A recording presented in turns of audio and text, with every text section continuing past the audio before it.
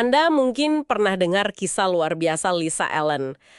Bayangin deh, dari perokok berat, utang numpuk, terus berat badannya juga berlebih, tiba-tiba dia berubah jadi pelari maraton, turun sampai 60 pon, terus dapat gelar master, beli rumah. Gila kan, perubahannya cepat banget. Gimana coba caranya? Nah, ini nih, sumber yang kita bahas kali ini, prolog dari buku The Power of Habit, itu benar-benar ngupas soal ini. Jadi diskusi kita kali ini, kita mau bongkar, mekanisme kebiasaan di otak kita. Kata sumber ini gimana sih cara kerjanya? Dan yang penting, gimana pemahaman ini bisa jadi kunci buat kita berubah. Kita lihat gimana fokus ke satu kebiasaan aja, satu aja, bisa memicu perubahan besar lain. Iya, tepat sekali. Sumber ini memang menyoroti sesuatu yang kelihatannya simpel, tapi fundamental banget. Ada semacam lingkaran neurologis. Isyarat, terus ada rutinitas, terus ada ganjaran. Nah, ini fondasi tiap kebiasaan kita. Sadar atau nggak sadar ya, ini polanya. Nanti kita lihat buktinya dari studi di lab sampai kisah nyata yang, menyentuh banget. Semuanya nunjukin gimana lingkaran ini bekerja, bahkan saat kita nggak sepenuhnya sadar. Lingkaran isyarat, rutinitas, ganjaran ya.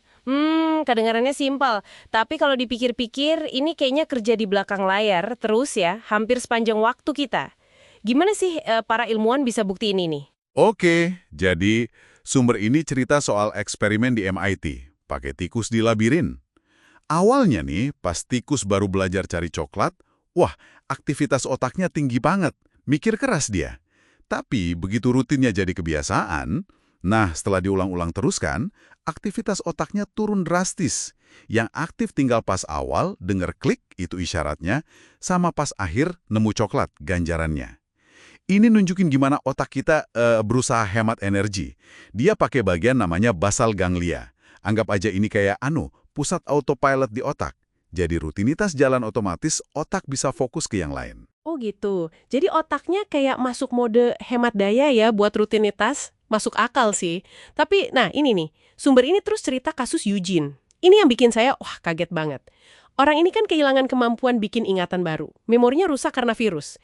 Dia bahkan nggak bisa gambar denah rumahnya sendiri. Padahal udah tinggal di sana bertahun-tahun. Tapi kok bisa dia otomatis nemu jalan pulang abis jalan-jalan? Atau ngambil selai kacang pas ditanya lapar? Gimana ceritanya tuh tanpa ingatan baru? Nah, kasus Eugene ini memang luar biasa. Kayak jendela buat ngintip cara kerja otak.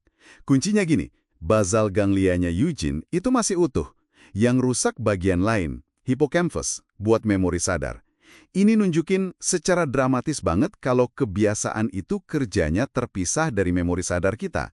Eugene itu belajar dan bertindak pakai lingkaran isyarat, rutinitas, ganjaran yang udah kesimpan di basal ganglianya. Meskipun dia sama sekali nggak ingat pernah belajar atau ngelakuin itu. Jadi kebiasaan itu fundamental banget. Seringkali jalan di bawah radar kesadaran kita. Wah, ini benar-benar menantang pemahaman kita soal diri ya, soal kontrol sadar kita. Jangan-jangan sebagian besar dari kita itu cuma kumpulan respons otomatis ya. Kalau prosesnya bisa seotomatis itu tanpa ingatan sadar, terus gimana dong cara kita sadar mengubah kebiasaan? Nah, di sini sumber ini balik lagi ke Lisa Allen kan, gimana dia bisa balikin keadaan. Dia pertanyaan kuncinya. Sumber ini ngejelasin kalau transformasi Lisa itu nggak dimulai dengan coba ubah semuanya sekaligus. Kalau gitu biasanya gagal. Justru perubahan besarnya itu dipicu karena dia fokus ke satu hal aja, berhenti merokok. Ini disebut penulisnya sebagai keystone habit, kebiasaan kunci. Mengubah satu kebiasaan inti ini ternyata memicu efek domino. Efek domino, maksudnya gimana tuh? Gini, waktu Lisa ganti kebiasaan merokoknya, misalnya pas stres atau bosen, kan itu isyaratnya dia ganti dengan jogging, rutinitas baru. Nah, perubahan lain mulai ngikutin secara alami. Gara-gara jogging, pola makannya jadi lebih sehat, tidurnya lebih baik, kerjaannya lebih produktif, bahkan nabungnya jadi benar. Jadi satu kebiasaan kunci yang diubah itu berhasil kayak memprogram ulang rutinitas lain di hidupnya. Yang menarik, sumber ini bilang otak Lisa itu secara fisik berubah loh, seiring kebiasaan barunya makin kuat. Luar biasa ya, fokus di satu titik, ungkit bisa gerakin semuanya. Terus ada contoh praktis lain yang menarik juga nih di sumber ini. Soal seorang mayor Angkatan Darat AS di Kufa, Irak. Dia kan sering hadapin kerusuhan tuh. Gimana dia pakai prinsip ini buat ngatasinnya? Iya, jadi mayor ini ngamatin dengan teliti banget. Dia cari pola, lingkaran kebiasaan di balik kerusuhan itu. Isyaratnya, kerumunan mulai ngumpul sore-sore di alun-alun. Terus penjual makanan datang, penonton juga ikut. Rutinitasnya, kerumunan makin gede, suasana panas, kadang ada yang lempar batu, terus ya jadi rusuh. Ganjarannya apa? Ya ada tontonan, ada aksi. Nah, mayor ini nggak bisa larang orang ngumpul kan, tapi dia coba ganggu polanya. Dia minta penjual makanan nggak usah datang dulu. Jadi bagian dari isyarat atau rutinitas awalnya dihilangkan. Ternyata berhasil. Lingkarannya putus sebelum membesar. Kerusuhan berhenti. Kan sumber ini kan. Betul sekali.